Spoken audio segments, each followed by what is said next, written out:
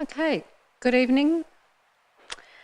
Are we right, Gary? Yep. Good evening and welcome to tonight's council meeting on Monday the 18th of March 2024. My name is Paula Reid, Mayor of Kingborough. It gives me great pleasure to declare the meeting open and welcome to our member of the public gallery that we have with us here this evening and also those people who are watching along at home on YouTube. Being 5:30pm, I now officially declare the meeting open. I wish to advise that council meetings are recorded and made available publicly on our website. Council meetings are also live streamed on YouTube, and in accordance with council's policy, I'll ask the acting general manager to confirm that the audio recording has started. Confirm, Mayor. Thank you. I wish to acknowledge the traditional custodians of this land, pay respects to elders past and present, and also acknowledge today's Tasmanian Aboriginal community.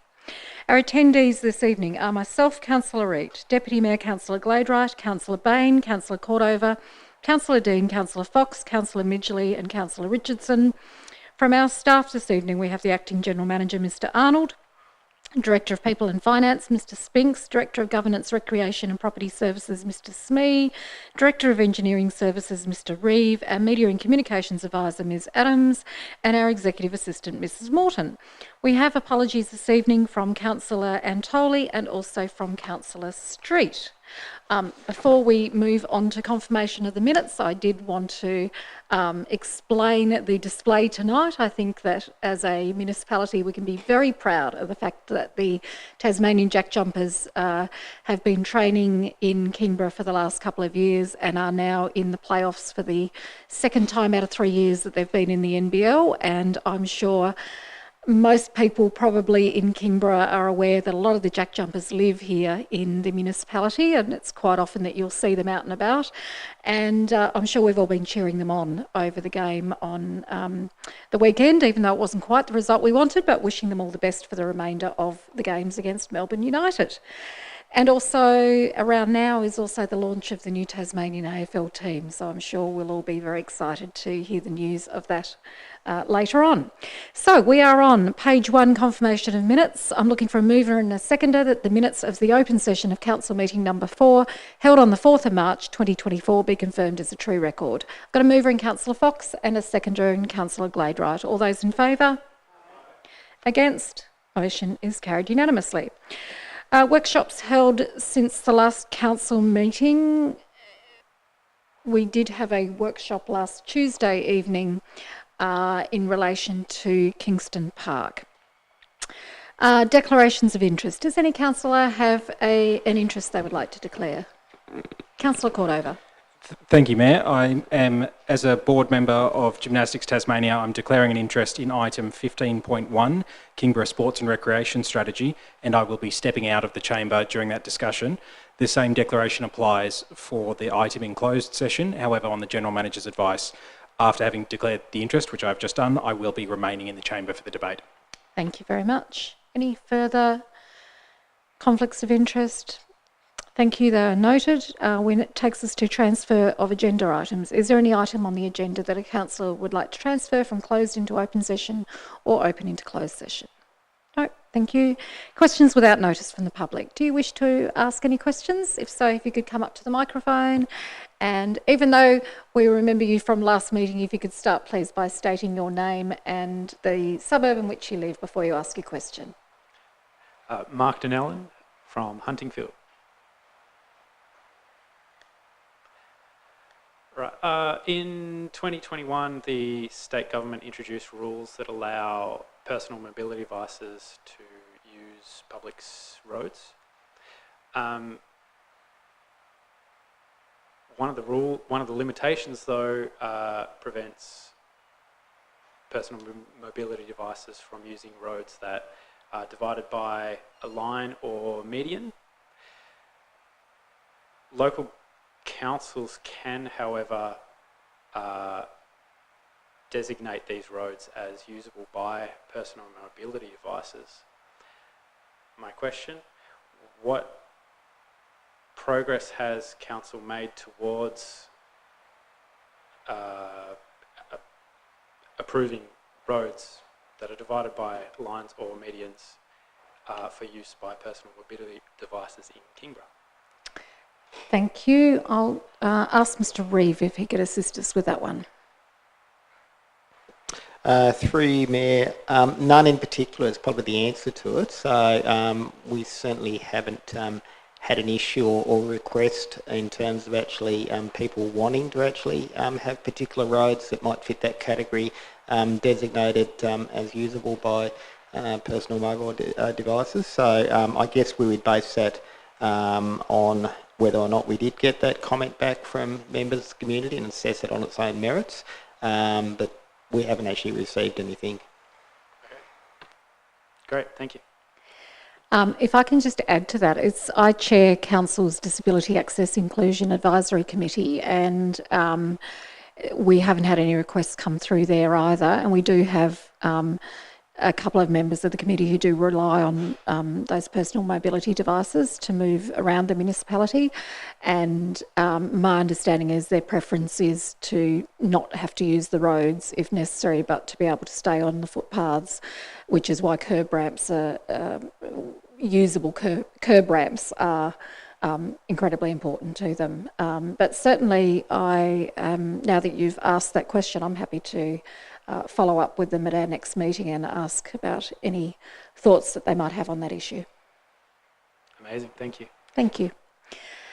If there are no further questions, we will move on to questions on notice from the public. At the time the agenda was compiled, there were no questions on notice from the public, but if members of the community do wish to ask a question, they can do so by completing the relevant form on our website or by emailing us at kc@kingborough.tas.gov.au. I feel like an infomercial when I do that, but wait, there's more. We'll send you some knives.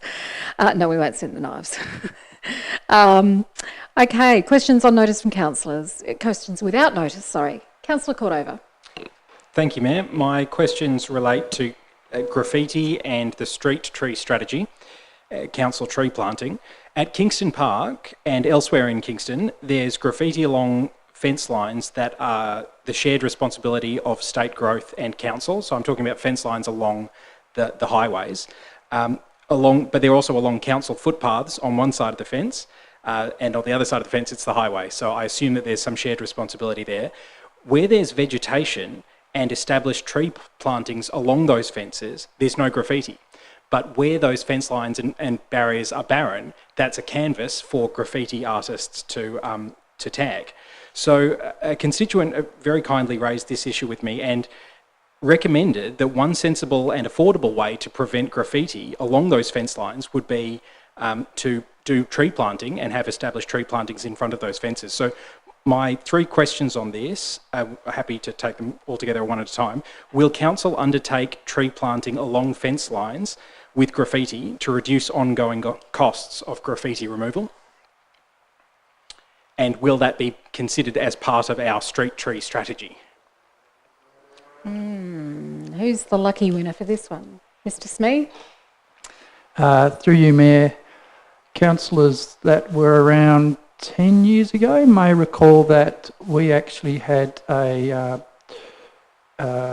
program officer in that endeavoured to introduce a range of initiatives around graffiti reduction, and we actually funded a number of green walls where we provided plantings to do exactly what you've just described, and that's cover walls and fences where there were incidences of high graffiti.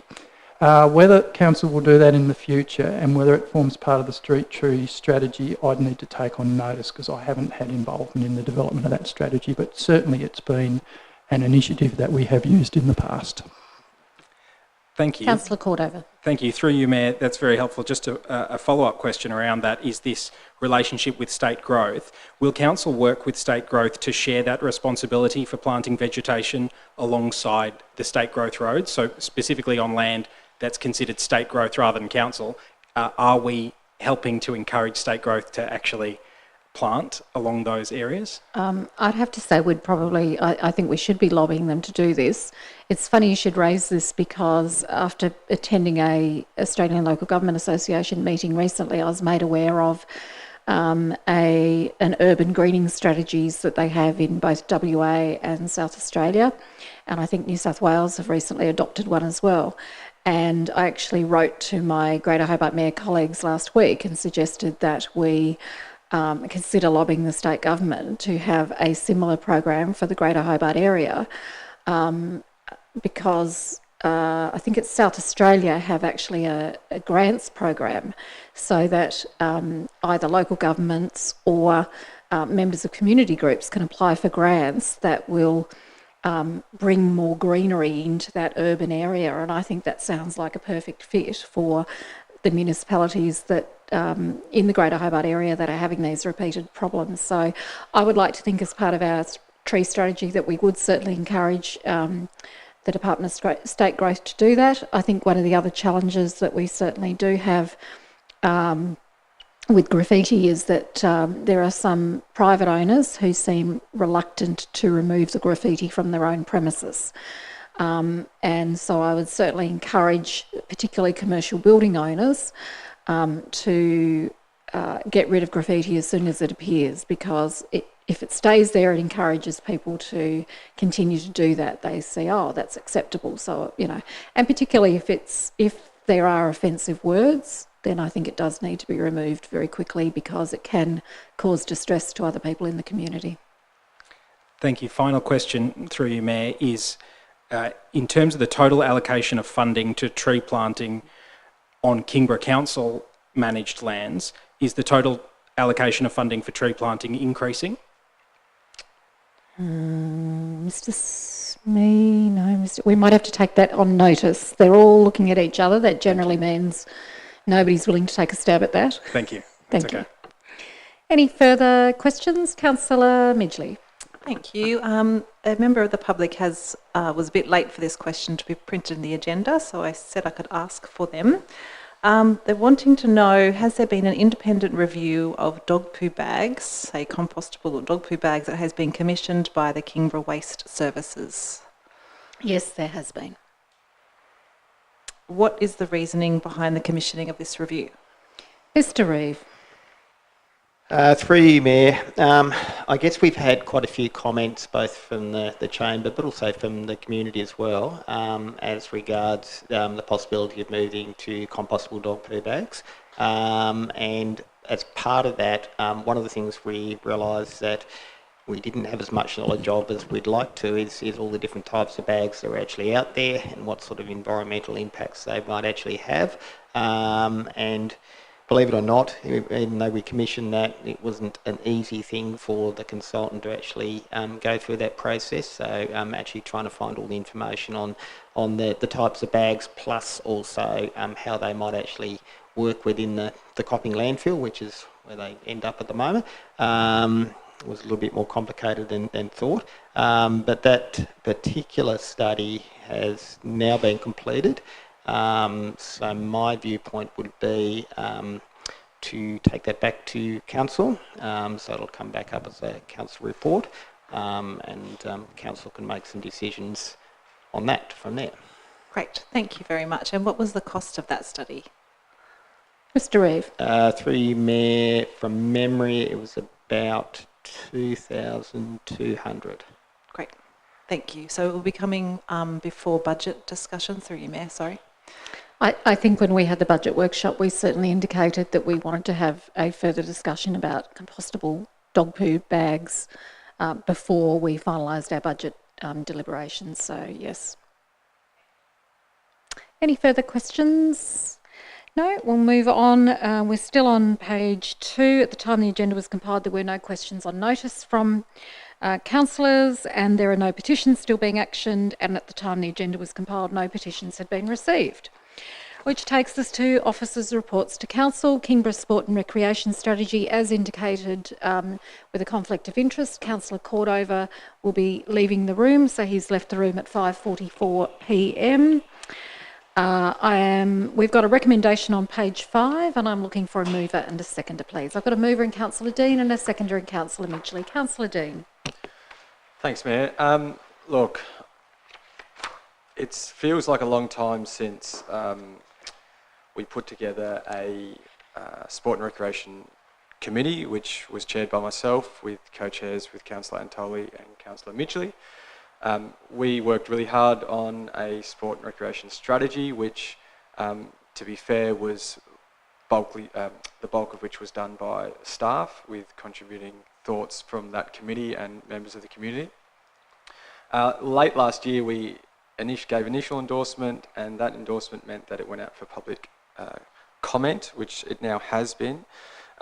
And what we're discussing here today is to give final approval of the strategy. Now, pleasing for me as chair of that committee was that there was general support of what we'd come up with. It seems like we'd kind of got it fairly right, because there weren't a lot of dissenting comments that came through. There was obviously, as the report notes, lots and lots of comments about the aquatic facility, but also lots of comments about the trucks and trails and other things as well. I'm not going to go over the entire strategy once again, because we've debated it in this chamber a couple of times, but I will just bring those listening their attention to the implementation plan, which is on page 36 of the agenda or page 28 of the strategy. And I bring the attention to that because there are 23 fantastic recommendations that has been put forward by the strategy, covering a range of things, not just an aquatic facility, which was the first recommendation, but 22 other fantastic recommendations. So those listening, I do recommend to read the full strategy, but if you don't have the time, to definitely flick to those 2 pages of the implementation plan, because that's where the rubber hits the road, and I'm really excited by a number of projects in this. So I won't go on about it entirely, but I know that there will be a lot of interest in a certain number of these projects. So I would like it if we could potentially from staff, potentially from Mr. Smee himself, get a bit of an update in terms of any progress on a number of these recommendations, noting that some are short-term, some are medium, some are long-term, but we are in the process of finalising our budget, and there's obviously a state election going on, so there's lots of election commitments flying around from certain parties. So I was wondering if we might have an update on, if there is any updates on a couple of the projects, particularly around the aquatic facility and the steering committee. Mr. Smee. Through you, Mayor. So obviously the strategy has been in draft form, so we've been waiting until we can get it endorsed before we fully move on implementing. However, that's not to say that it hasn't been fairly prominent in our minds in relation to the budget preparation process. And councillors would recall we've put in some funding to do the feasibility study for a skate park, and certainly in our election wish list, there are a number of projects contained within the recommendations of the strategy that have been put forward as projects that are a high priority to see delivered for Kingborough in relation to sport and recreation. In regards to the aquatic centre, the recommendation is to form a steering committee to have a further look at the feasibility study that we did a couple of years ago now, and specifically to answer the question around, is there a cheaper alternative? Are there options that we can perhaps deliver a facility that's not going to cost us as much up front and is not going to cost us as much to run? And so there'll be some work done in relation to how other councils have managed to achieve this, smaller councils than us. But given that the recommendation at this stage is to form a steering committee, that doesn't have any particular cost implications, so that's something we would look to move on reasonably soon after the strategy is endorsed. And I would note that our new CEO does have some experience in managing aquatic facilities, so I'd be waiting till he's on board to draw on his wisdom in that regard. Councillor Dean. Thank you. Look, just one last comment. You've obviously, as I missed the point, being that given the public comment that we've had, we've not actually gone and made any changes to the initial draft, which was pleasing. And I guess just one other thing, that both major parties have made several commitments. We are, as you pointed out, funding our own feasibility study into a potential skate park, which is really exciting. Hopefully we'll get off the ground in future years.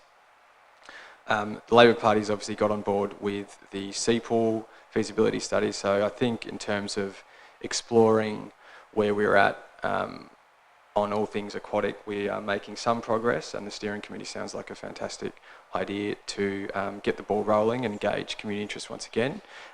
And I will leave it there and leave other people in the room to make comment. Thank you, Councillor Dean. Councillor Gladright. Thank you. The next item that we're discussing is our financial report, which is predicting a $2.3 million underlying deficit. And I just wanted to ask the CFO if he thought that giving any consideration to some type of aquatic facility is considered responsible. Our Director of People and Finance, Mr. Spinks.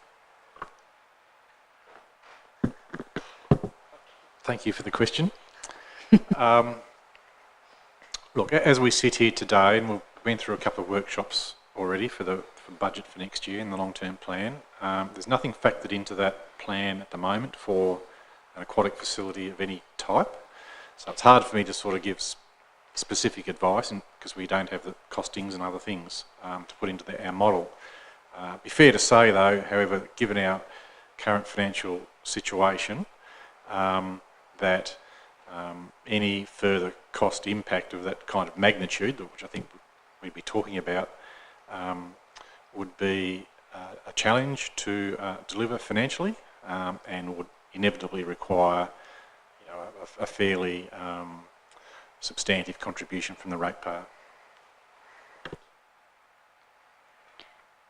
Councillor Bain. Thank you, Mayor. So I think it's great to see the feedback that's coming on the draft sport and recreation strategy. Not surprisingly, a lot of the feedback was in relation to the big ticket item of the investigating the aquatic facility, but it was also really pleasing to see residents getting behind some of the other initiatives, such as the development of the skate park, which has been mentioned, upgrading of the outdoor courts, and continuing to develop our very popular tracks and trails network. We did discuss the draft report when it came to council a few weeks ago, but I think it's worth mentioning some of the things that's in there. The implementation plan's packed full of great initiatives, such as making our outdoor courts multi-purpose, creating master plans for each of our sports grounds in consultation with the tenant clubs, and then on to some of the major initiatives, such as the new ground with the second turf wickets, pursuing the development of more indoor courts at the sports centre, and upgrading Gourmet Park in line with the 2023 master plan, all of which happen to be suggestions that we put forward to state government election commitments. So fingers crossed, there's 2 or 5 days to go on that one. And just finally, I think it's worthwhile saying thank you to everyone who provided feedback in both this round of consultation and the initial survey, and also credit to the Sport and Rec reference group involved in putting together the draft plan. The fact that all the feedback received was quite positive and didn't trigger any requirements for changes indicates a job well done. So very happy to endorse this strategy and look forward to work commencing on some of the initiatives. Thank you, Councillor Bain. Councillor Midgley.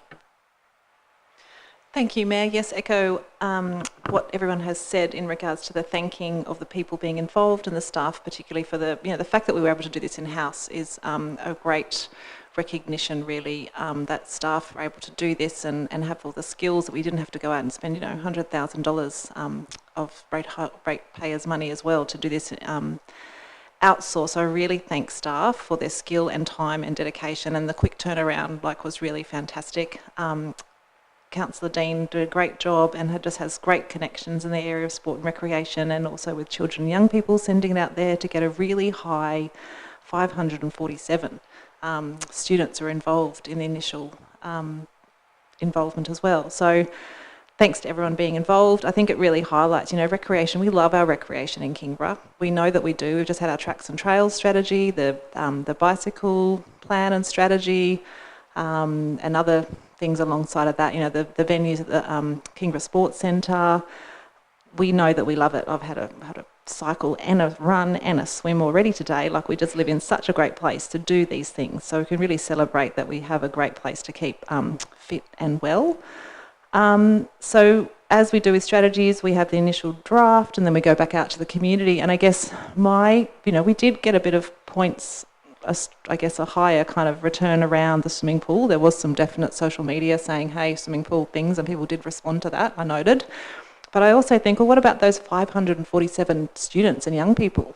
Like 37% of those people said that soccer and football was really high. When we went back out to the community, I don't think we specifically targeted students and kind of young people. And I think that's just a different, I guess just something to keep in mind. If we're going to have that high number of students and young people, children and young people being involved, we need to think about then how we're going to check with them that it's okay. I don't know if we heard back of them. I don't know if they look on our Facebook page or our website and kind of say, oh yeah, that's cool. Like, yep, that totally syncs with what I said. So if we had then kind of them involved, we'd probably get like a really high kind of number of people saying, yes, you totally got it right. We want to improve more soccer and football kind of facilities around Kingborough. You know, we want to be able to, when it's off season, we want to go to our local park and play with some goals. Because I know heaps of kids who have nowhere to play in the off season to kick a goal anywhere. Say Sherbet Oval, the goals are put away because of cricket. So I guess for me, yes, it is great. We've done the due diligence in a way, but we don't want to be just swayed by the fact that, yes, we've had a big return or, whatever, a bit of a return around the whole swimming pool thing and kind of going down that track. Because I do feel like there was a bit of a voice there that wasn't really heard when we did go back. But yes, we do know that people, swimming has many benefits. And I just want to chat about a couple of things. I've been away recently, went to Newcastle, don't know if people have been there, but they have sea baths there. And the reason why they have sea baths there is because they have high waves and you can't swim and do laps like we can in our beaches here. I swam today at Blackman's Bay, it was a bit rough, you can still swim. Whereas if you're in Newcastle or other places where ocean baths are, you can't the waves are so big, you can't really swim that well unless you go right out the back. And I know that puts, some people off. Whereas at Kingborough, we can swim quite close to the shore, still in shallow waters, and, you can get the exercise. So I sort of think it's great we have maybe some commitment to a sea pool, but we've got to look at the real reasoning behind that and the actual, the fact that we're so different to where other sea pool locations are, as beautiful as they are. And I guess the pool as well, again, the community expectation around that, yes, people would love it. Councillor Gladewright asked a really important question. And again, it feels like I've been gallivanting around a bit, but I was at the Grampians on the weekend and there was a fantastic pool there. It was an outdoor pool and it was actually funded by the community. The community raised the fund, they saw the need and they actually paid for this pool. And it's run by a committee and the profits that are made by the pool pay for someone to kind of run the pool as well. So there are lots of different models. We are in an interesting financial times and I think it's good to look at that big scope. The strategy definitely provides us with a direction, like the bike plan, like the sport and recreation plan, the trails and tracks plans that will come. There is millions, billions of projects and dollars and we do chip away at things and do definitely get things done. And that list that Councillor Dean stated definitely does provide us with chipping away at things. Time. So yes, I support it. That's all I have to say. Thank you, Councillor Midgley. Councillor Fox. Thank you, Mayor. I've enjoyed listening to the contributions around the table. I guess I'm here to provide a bit of the history to the swimming pool dilemma. In 1988, when I was first elected, we did have a committee of community members who lobbied very hard, and we met once a week for 2 years and ended up doing a feasibility study on the financing of the pool, but also the design of a indoor 22 metre, I think, pool. And we did find that 85% of the community would participate or use that pool. There aren't many things in this community other than maybe tracks and trails that 85% of the community is able to use 12 months a year. And that's the difference between a beach pool and all the other sporting things that we do. And it's not for nothing that the pool has come up top on the community's wish list. So many people have said to me they would like to have their rates put up just to pay for the pool. They might not know exactly how much it's going to go up, but that is really a strong emotion that's going through the community. And it's since, I think before I was elected, Councillor Cordova was saying there was a committee in the 70s that was buying bricks to build a pool. So it's been such a long waiting list for this thing to happen. I mean, I've chaired the bike committee. Look what we've achieved over the years and with bikes, and also the Tracks and Trails committee.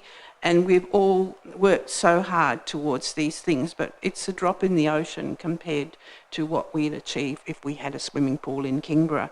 We were gazumped by the Hobart Aquatic Centre at the time. The federal government gave them the funding, with Doone Kennedy being a very persuasive Mayor of Hobart at the time, and I think she also had Tattersalls money that was put towards it. Surely we can look at other ways of funding, and I think it's a really good idea to have a committee that does look at how we can move forward on this and not just say no again and we're not going to do this, but try and work out a way that we can do this, even if we've got a long-term aim and we start putting money towards it now to achieve that in the future. So I won't repeat what other people have said, but I'm pleased to have contributed. Thank you. Thank you, Councillor Fox. Any further contributions? Otherwise, I'll make one just very briefly before I ask Councillor Dean if you'd like to sum up. Thank you to all the 23 people who responded to the draft sport and recreation strategy. I went through and read each one of those submissions individually. And whilst there was a strong flavour amongst them for an indoor swimming pool or an aquatic facility, there were certainly other people who acknowledged that it was quite financially unachievable for us as a municipality. But I don't want that to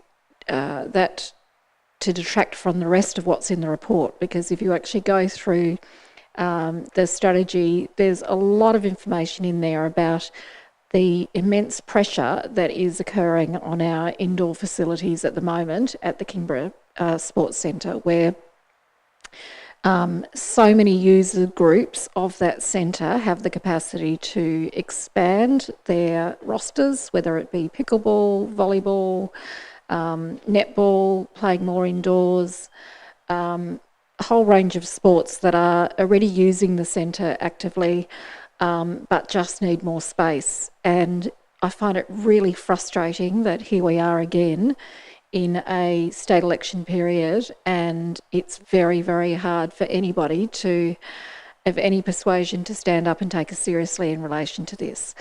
We are servicing an area of about over 100,000 people that are the catchment area for the Kingborough Sports Centre.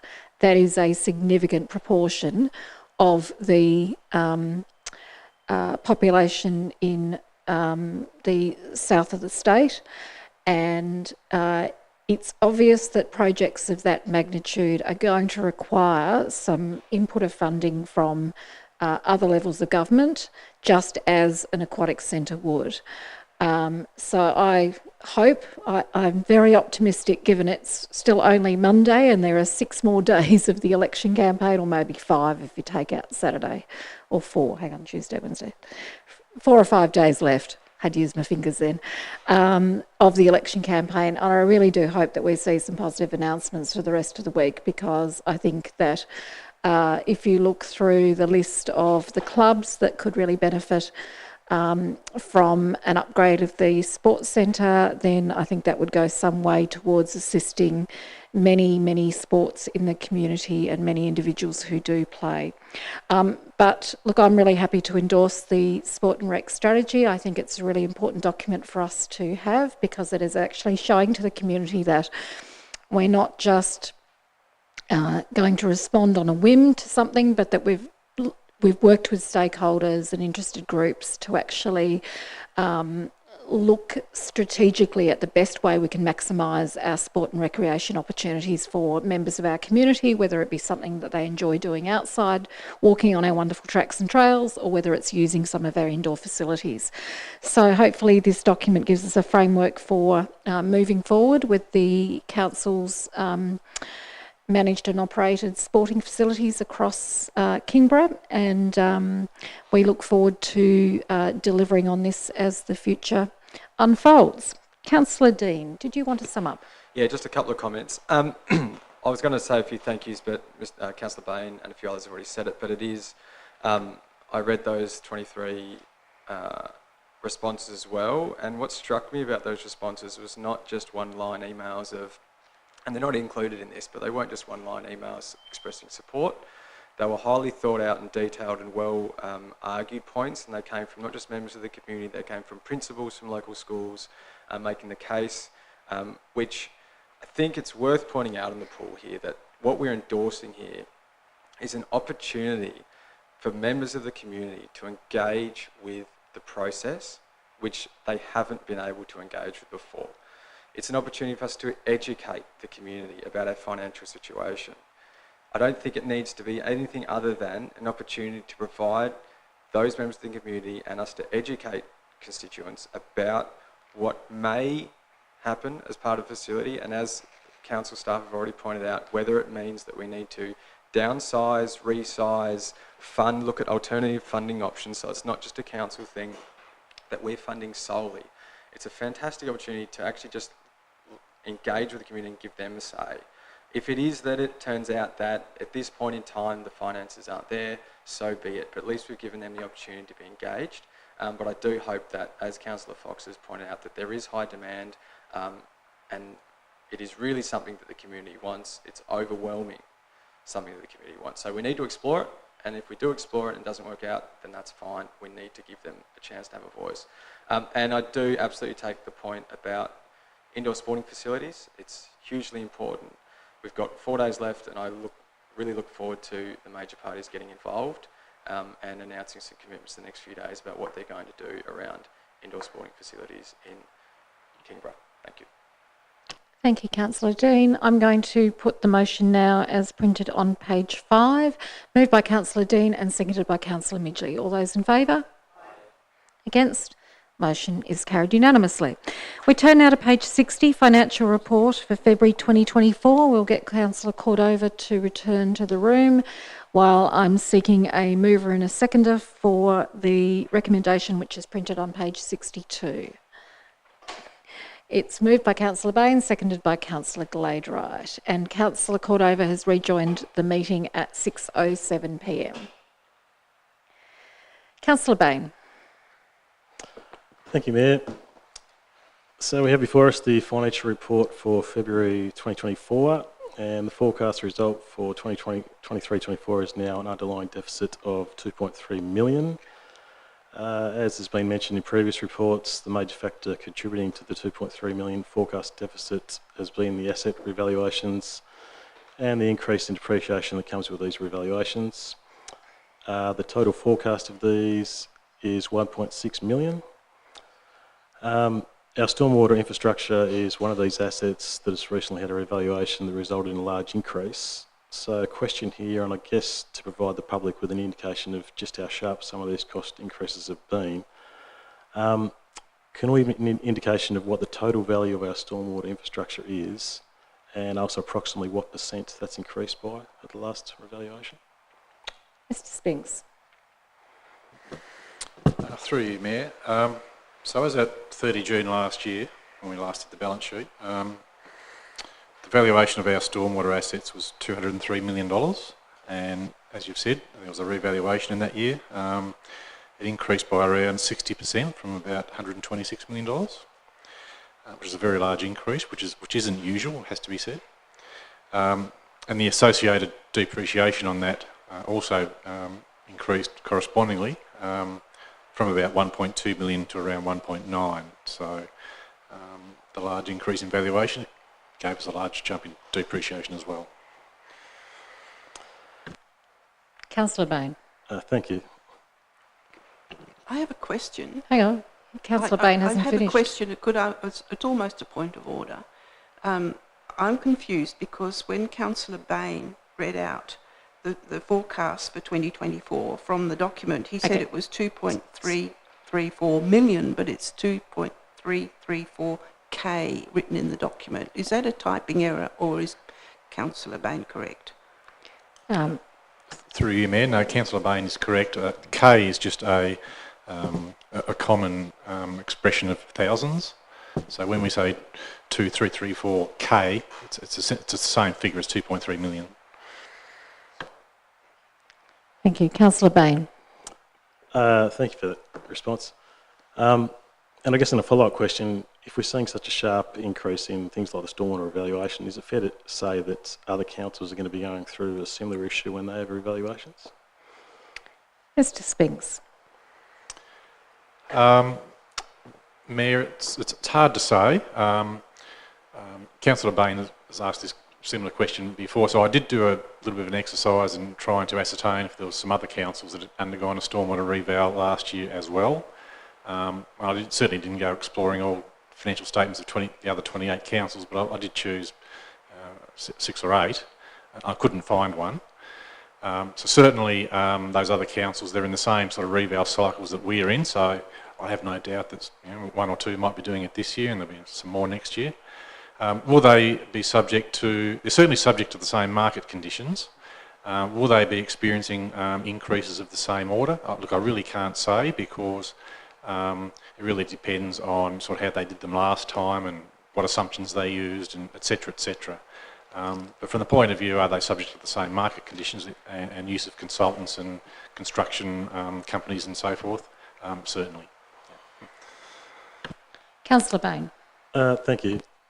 So I think, when you're talking about 60% increases and we've got revaluations on our vast open space network and buildings, all of which have to be factored into the asset replacement schedule, you can see how these numbers grow rather quickly and the adjustments have to be made accordingly. And I think the point in 8.3 of the report, which says work is going to be required with our long-term financial plan to address these ongoing deficits and to get us back in a surplus, that's definitely the case. We've got some work to do. So I look forward to other contributions. Thank you, Councillor Bain. Councillor Cordover. Thank you, Mayor. My question is around the reserves, and so I'm looking at pages 66 and 67. Now, my understanding is we've got reserve funds, that is money set aside for covering certain things, that it's a pool of funding that's earmarked for certain things, so whether it's Baronia Hill or car parking, hall equipment replacement, office equipment replacement, and so on. My question is around, to work towards getting an aquatic centre for Kingborough, is it possible to have a reserve put aside where we squirrel away money to move towards the maintenance and depreciation of an aquatic facility for Kingborough? That's my first question, is could we use a specific earmarked reserve to start working towards an aquatic facility? Mr Spinks. Through you, Mayor, we could certainly do that. So as has been rightly pointed out, we have existing reserves now, so we could equally create a new reserve to start setting aside some funds for any purpose, and an aquatic centre could be one of them. Councillor Cordover. Thank you. Through you, Mayor. My next question is around, I guess, the mechanism for doing that and making a sound financial assessment of what's an appropriate amount. So can you please, through you, Mayor, can it please be talked through to me how we would set one up and how we would determine what's an appropriate amount of money per year to put aside? Like, would this go through the budget process? Would it be a motion of council? How would we go about setting aside a reserve for an aquatic facility? Mr Spinks. Thank you, Mayor. So the process for doing it, yes, would be through here, a resolution of council to create a reserve. In terms of how we then do it, we'd have to go away and do some work. So we'd have to think about timeframes. We'd have to think about how much we would need to generate and accumulate over a period of time. So it's all that kind of work which would determine how much we'd need to put away per annum. And sitting here now, I can't tell you what that number would be. Councillor Cordover. Thank you. Through you, Mayor, and that's fair enough too. So something that piqued my interest was that when aquatic centres for Kingborough were first raised in the 1980s, the figure I heard that was around 1.6 million. And nowadays, the figure that we're talking around is, 40 or 60 million or whatever it might be. My question is, with our current reserves, when we do put aside money like $1 million a year for a capital investment, capital expenditure, sinking fund, that kind of thing, do we factor in the time value of money and how, my question is, what will it cost if we start putting away $1 million a year right now, let's say, for an aquatic centre, how do we make sure that our reserves that we currently have actually keep up with the value of money in 2040 or 2060? Do we have a mechanism for figuring that out? Mr. Spinks. Through you, Mayor, at the moment, we don't, with our current reserves, we don't factor in time value of money. So, we don't apply to the balance each year some kind of notional CPI or interest rate or something of that nature. But if that was desire of council to do that, once again, that would have to be a resolution of council. Thank you, Councillor Mayor. Cordova. Thank you, Mayor. Through you, I think this is all really interesting learnings for me, specifically because I think, firstly, for our current reserves, it's probably a good idea to factor those things in because, as I've talked about, if it was $1.6 million in 1988 to get an aquatic facility, and now in 2024 it's going to be 60 million. Surely that's also true for our public open space reserves, for our office equipment replacement reserves. So maybe that's worth thinking about. And the other factor is, I seriously want us to consider, based on the amount of public clamouring for an aquatic facility. Point of order, Mayor.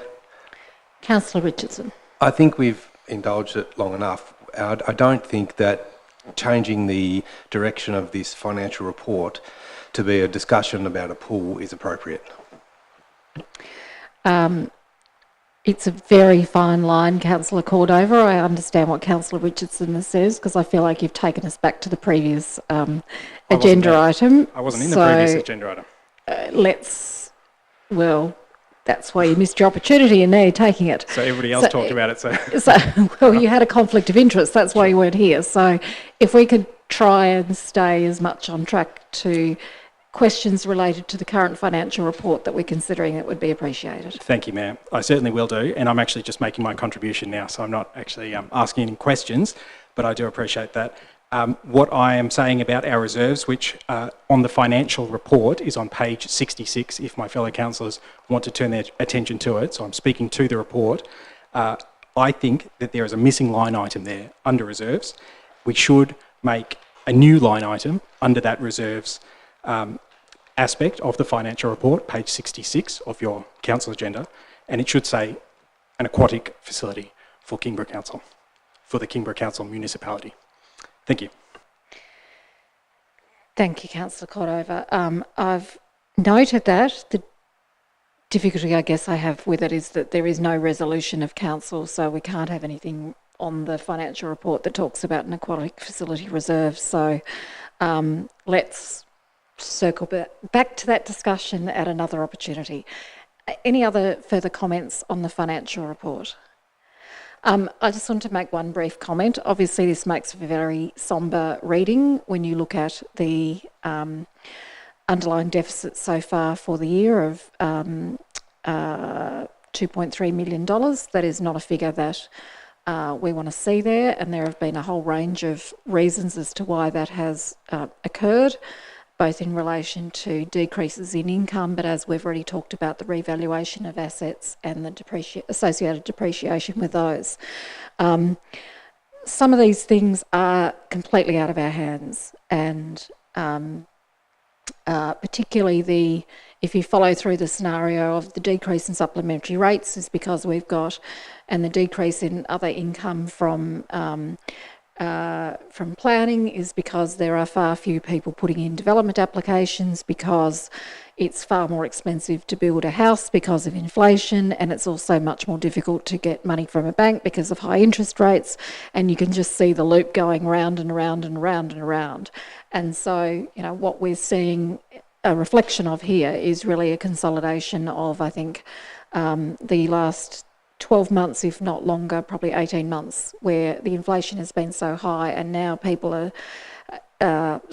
there's a backlog now where it's still very challenging to be building a new house, and a lack of new houses and building developments in Kingborough obviously has a flow-on effect at our bottom line. So we do, as Councillor Bain suggested, have some significant challenges ahead of us as a council if we're going to continue to deliver the level of services that we currently do to members of the community, and we do know that our community has a high level of expectation of services from us as a council. So it is very sombering to be looking at those figures now, and certainly not in a place that we would like to be, and I'm sure we're all very mindful of that as we continue into our budget deliberations. Councillor Bain, did you want to sum up? No, thank you. Okay, I'm going to put the recommendation. It's moved by Councillor Bain and seconded by Councillor Gladwright. All those in favour? Aye. Against? Motion is carried. Takes us to page 83 with a recommendation on the same page. It's the appendices, and I'm looking for a mover and a seconder, please. I've got a mover in Councillor Midgley and a seconder in Councillor Richardson, who may have been scratching his head but also may have moved it. Councillor Midgley. Thank you, Mayor. Just one question. It was in the Inclusion and Access Advisory Committee minutes, and there was a point raised about the Kingston Beach and not having change rooms for people. Changing facilities at Kingston Beach. It was noted that there are no suitable changing facilities for wheelchair users at Kingston Beach. Currently transferring from one wheelchair to another must be done publicly, and that sort of thing. So inquire about possible adaptations to current facilities. So anyway, it would have been great if we had that in the public amenities, but yeah. Yep, so that was a discussion that I actually started with the committee, because we've been talking about one of the great highlights of having the public toilets up at Kingston Park is at the community hub, is that we had the first changing places facility, which is, for those who don't know what a changing places facility is, you access it. It's a large a change room that people with disabilities who require a hoist to transfer from their chair to the toilet, or from their chair onto a big changing bench to be changed if they've been swimming or something. And we're very proud of the one up there. And even though as a committee we had looked at all the plans of the new toilets and change rooms at Kingston Beach, at the time it didn't occur to us to put in a changing places facility. They are really expensive to do because of the need for the hoists and how the hoists have to be attached. There's also a very difficult process of having them certified. There's only one person in the state who can certify a changing places facility, which has led to a delay in the one up at the community hub. So it is something that we're very conscious of, because at the time when council did the redevelopment of the change rooms down there, I don't think we envisaged then having an access ramp. It wasn't on the agenda at the time, and certainly the access ramp, the beach matting and the beach wheelchairs now really makes that a focal point for somebody who is relying on a personal mobility device. So it would be excellent if further down the track we could add that sort of facility there, so they've got everything that they need in the one place. So yeah, we agreed that we all should have thought of it at the time, and regret that we didn't, and it might be something that we would like to put forward in the future for a redevelopment down there. Councillor Cordova. Thank you, Mayor. A couple of questions relating to the Acting General Manager's activities, if I may, on page 90. The first one is a question about the 21st of February and a meeting to discuss development matters with Mr Hodgman. I'm just wondering if there's any light can be shone on that. The Acting General Manager. Through you, Mayor. Thank you for the question, Councillor Cordova. That related to a matter pertaining to a subdivision in Old Farmhouse Road, off Browns Road. And Mr Hodgman was acting on behalf of the widower of the original developer. And the discussion was about street trees and the developer's desire to have an avenue into the court bowl. Into the into the court bowl that was constructed in Old Farmhouse Road. Thank you. Thank you. Councillor Cordova. Thank you, Mayor. Just two more questions. The other one is relating to, also on the 21st of February, relating to subdivision. I noticed that that same matter relating to a subdivision appeared in 2 different months, both in January and February. I'm wondering if there's any light that can be shone on why so many meetings about that. The Acting General Manager. Through you, Mayor, Councillor Cordova, the first meeting was regarding the payment of contribution for public open space, more particularly the options available, whether we would accept a bond or a solicitor's trust letter. The second discussion was a follow-up on the public open space, and that will probably, contributions, it will probably culminate in a report to Council in the not too distant future with some recommended minor changes to our public open space policy. Councillor Cordova. Thank you, Mayor. Final question is just about the discussion on the 26th of February relating to tourism matters. What kind of supports are we providing to tourism, and can I please have some light shed on that discussion about tourism matters? Acting General Manager. Through you, Mayor. Councillor Cordova, that particular discussion was regarding tourism pressures on Bruny Island, in particular the camping or alleged camping overnight of tourists around the Bruny Hotel precinct, and those discussions are ongoing. Thank you, that's all. Any further discussions? If not, Councillor Midgley, I'm assuming you don't want to sum up. Thank you. I'll put the recommendation now, moved by Councillor Midgley, seconded by Councillor Richardson. All those in favour? Against? Motion is carried unanimously. Still on page 83, there were no notices of motion, and now we come to confirmation of items to be dealt with in closed session.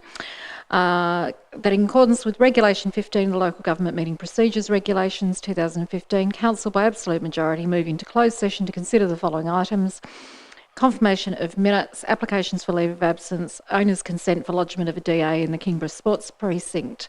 Looking for a mover and a seconder. I've got a mover in Councillor Fox and a seconder in Councillor Gladwright. All those in favour? All those against? Motion is carried.